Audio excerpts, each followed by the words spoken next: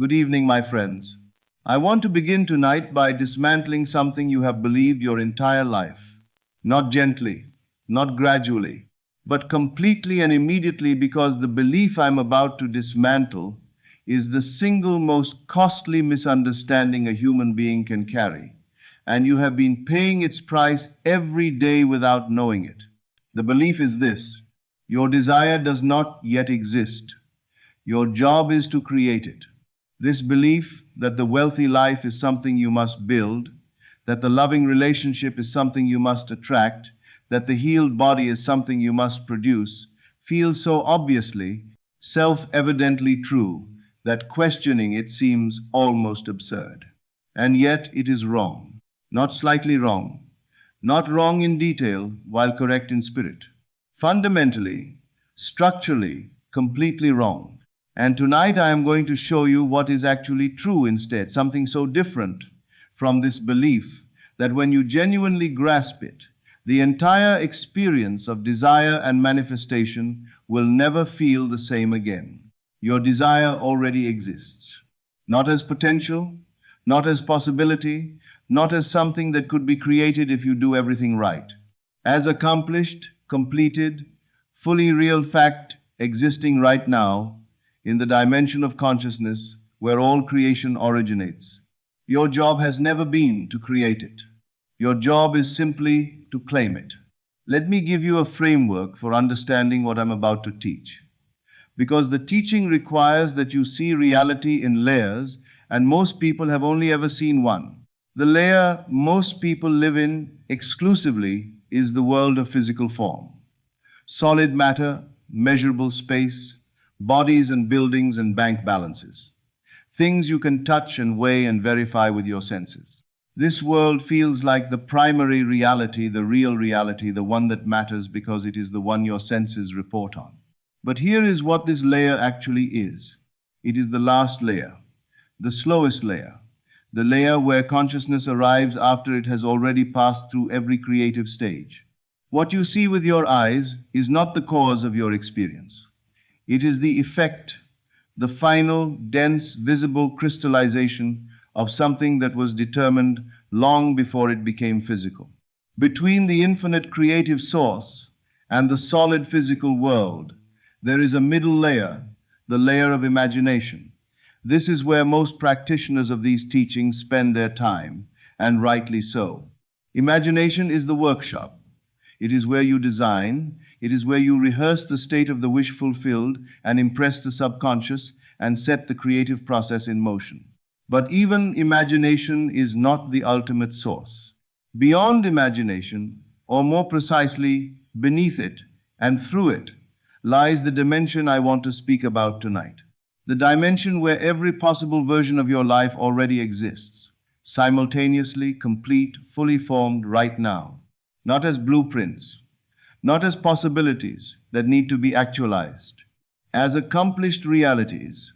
Every version of you that could ever exist, the abundant one, the healthy one, the loved one, the successful one, the fully expressed one, exists in this dimension as completely and as really as the version you are currently experiencing in physical form.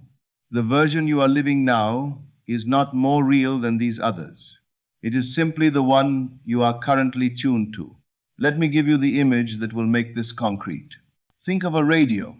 A radio receiver does not create the music it plays.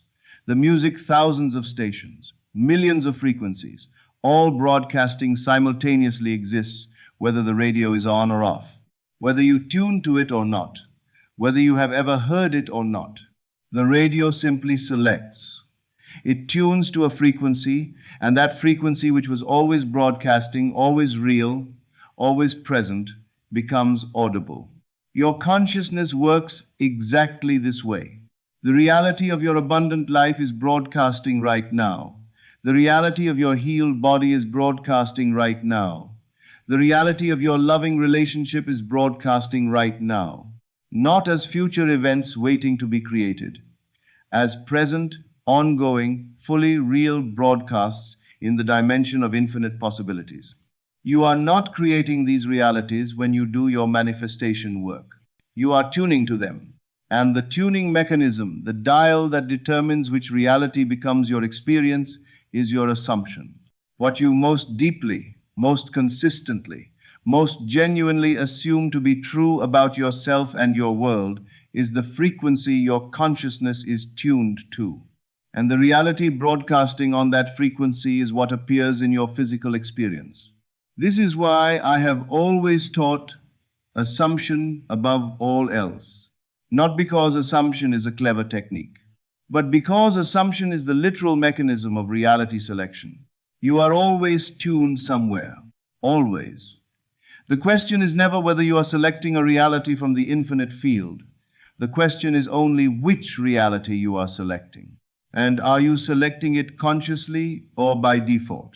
Now let me address the most important practical question this teaching raises. If all these realities already exist, if the abundant version of my life is already complete in the dimension of infinite possibilities, why am I not experiencing it?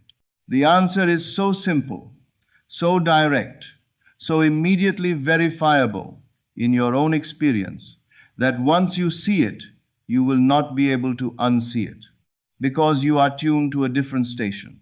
You are not experiencing the abundant reality because you are consistently, habitually, automatically, without conscious awareness or deliberate choice tuned to the station of your current circumstances. You look at your bank account, low. You tune more firmly to the station of lack. You check your relationship status, absent. You tune more firmly to the station of loneliness. You feel your body, in pain. You tune more firmly to the station of illness. And then, with perfect faithfulness and complete precision, the physical world, which is always the last layer, always the reflection, always the effect, continues to broadcast the station you are tuned to. This is not punishment, it is not injustice, it is not the universe withholding from you. It is the radio playing the station you have selected. And the extraordinary, life-changing, everything-altering truth is this. You can change the station right now, in this moment, without waiting for your circumstances to change first, without needing evidence that the new station is real, without requiring anyone's permission or cooperation. You simply, through the shift of your deepest assumption, tune to a different frequency. And the physical world, which has no choice but to reflect whatever frequency your consciousness is most firmly and consistently tuned to, begins to change. Let me be precise about what this shift actually requires, because here is where most people fail, and the failure is subtle enough to be mistaken for success. They attempt to tune to the new station while still identifying with the old one. They try to assume wealth while still fundamentally seeing themselves as someone who doesn't have enough. They try to assume health while still fundamentally identifying as someone who is ill. They try to assume love while still underneath operating from the assumption that they are alone. And this half shift, this split between the new assumption and the old identity, produces no movement, or at best, temporary movement that snaps back. Because you cannot be tuned to two stations simultaneously. Consciousness selects one frequency, and it selects the one that is most deeply felt as real, not the one you are consciously affirming, but the one you are unconsciously being. The real shift is not in what you say to yourself, it is in what you identify as. A man came to me who had been trying to manifest financial abundance for years. With every technique available, he visualized daily, he affirmed constantly, he kept a gratitude journal, he did everything, and nothing moved. I said to him, stop trying to manifest money. Instead, recognize that in the dimension of infinite possibilities, the reality where you are abundantly wealthy already exists right now. Your job is not to create this reality. It is to claim it, and then to live from it, not toward it, but from it as the person who has already claimed it. I taught him a daily practice. Each morning, he would close his eyes and do one thing: recognize. Not visualize, not affirm, recognize. In this moment, in the dimension where all realities exist, There is a version of me who is abundantly wealthy. That version is as real as any other version of me. I am not creating that version. I am identifying with it. I am claiming it as the version of me I am choosing to be. And then, throughout his day, whenever the physical evidence tried to pull him back, the familiar low balance, the familiar worry, the familiar pattern of not enough, he would remember, what I see in the physical world is old news. It is the echo of a former frequency. I have changed stations. The physical world is catching up. He did not fight the evidence. He did not pretend it wasn't there. He simply refused to let it determine his identity, refused to let the old echo re-establish the old tuning.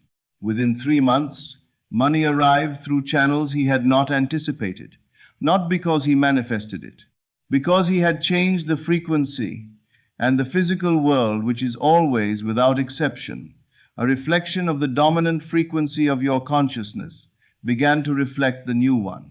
I want to say something about time, because it is directly relevant to this teaching.